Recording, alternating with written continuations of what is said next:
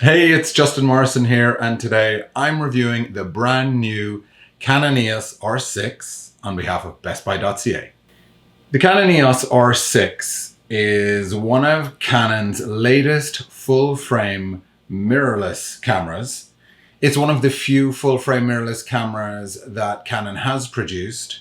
I did have the opportunity to review the EOS RP last year, which I was pretty impressed with, but it didn't quite get to the level that, for example, Sony is at with its full-frame mirrorless cameras.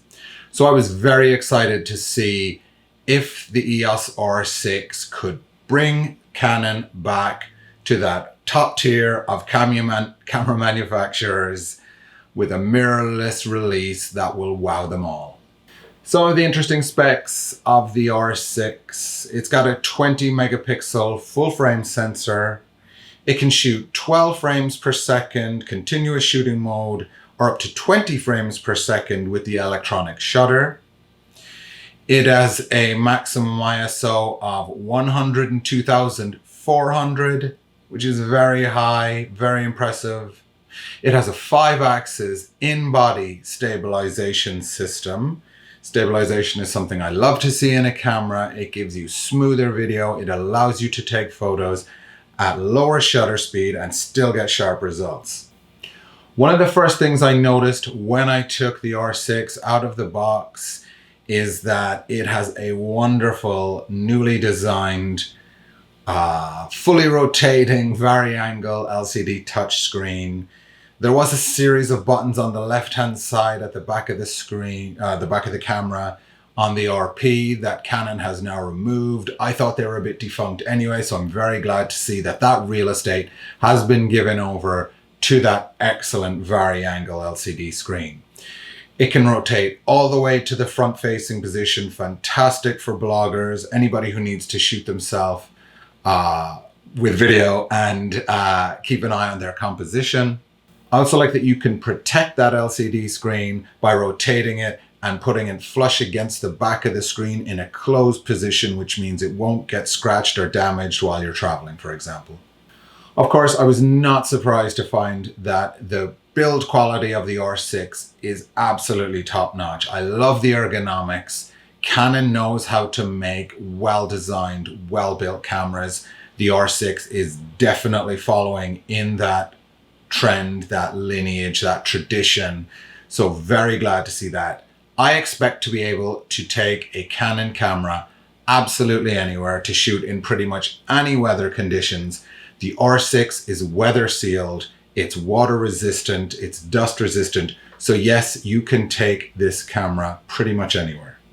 I wanted to put the R6 through its paces, so I took it down to my local dog beach. Lots of dogs running everywhere. I wanted to see what the autofocus performance is like with the R6 because Canon has put a lot of emphasis on their autofocus performance. They're known for great autofocus, fast, precise autofocus.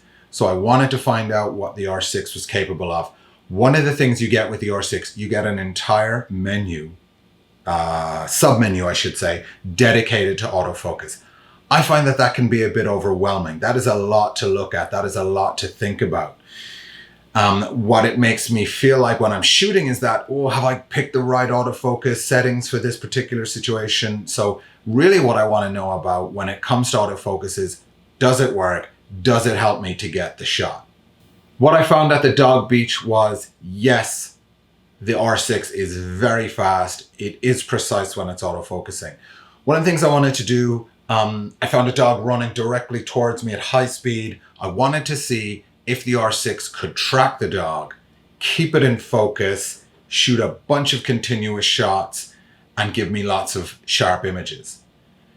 Unfortunately, I didn't find that I got a lot of sharp images in that series. I got enough to keep me happy, shall we say. But it's also worth bearing in mind that I was shooting with a wide open aperture, which gives you a much narrower depth of field, so that range within which the image is entirely in focus. It's much narrower when you shoot at wide apertures, and that's something that you have to take into account when you're shooting a series of images, continuous shooting, and hoping that the camera will track your subject. So I would recommend shooting at a narrower aperture, a higher aperture number, you know, f8, f11. If you're in daylight, if you're shooting action sports, keep the aperture high, and I think you'll get a lot more in focus images.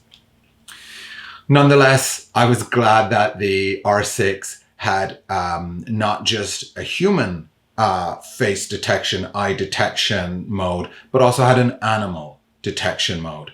So it can detect the eye of your dog, of a bird, of a cat, whatever it may be. The R6 can pick up any animal's eye whatsoever. In terms of video, the R6 shoots 4K video at up to 60 frames per second, which not many cameras can do. Of course, it shoots full HD at up to 120 frames per second, giving you fantastic slow-mos. But the other thing that is exciting in terms of video about the R6 is that it is the first Canon camera to shoot log mode. So it shoots Canon log, that very flat style of image that videographers love because it gives them lots of width to post-process after the fact. The other thing that videographers are going to love is the fact that the R6 shoots 10-bit color. Now, for example, my Sony a7 III only shoots 8-bit color, and videographers really want those extra 2 bits, that 10-bit color depth that gives you a much wider gamut of colors. I did love the way that the R6 focused while shooting video, very slow, very cinematic changes of focus. I think this is an excellent camera for videographers. I think it shoots professional quality video, and I think it's finally that Canon mirrorless camera that is shooting video at a high enough level to please even the most demanding video shooter.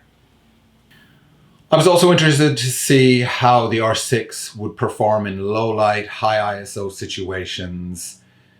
I was very happy, I have to say. I think the high ISO performance was excellent. The noise was not a problem. I shot at about 25,600 was about the maximum I was able to get to. The problem I had shooting at higher ISOs, the problem was I couldn't get focus, right? I was shooting at about 40 minutes after sunset. There was very little available light, and that's at the point at which the R6 started to struggle to get focus. But up to that point, I was shooting at a very high ISO. I was using the stabilization to allow me to shoot at speeds down as far as like 1/13 of a second, which it's almost impossible to get a sharp shot at really low shutter speed, like 1/13 to 1/10 of a second. But the stabilization built into the R6 was really fantastic, and it allowed me to get those sharp shots. One final thing I want to say about the R6, just in terms of ergonomics, it is kind of a small camera for me, for someone with, you know, bigger hands like me. I think you'll find it, the camera body's a little bit small. My little finger tends to slip under the bottom of the camera, so I'm only gripping with 3 fingers, which is less than ideal. I was very glad that Canon provided the optional battery grip for me. And I think that's something that anybody, as I say, with bigger hands is going to find a pretty essential accessory. All in all, I was super happy with the R6. I think it's a fantastic camera. Canon has definitely lived up to its reputation with this one. It's got fantastic features. It shoots beautiful images. I'm going to show you some of those now. Take a look for yourself at what I was able to capture.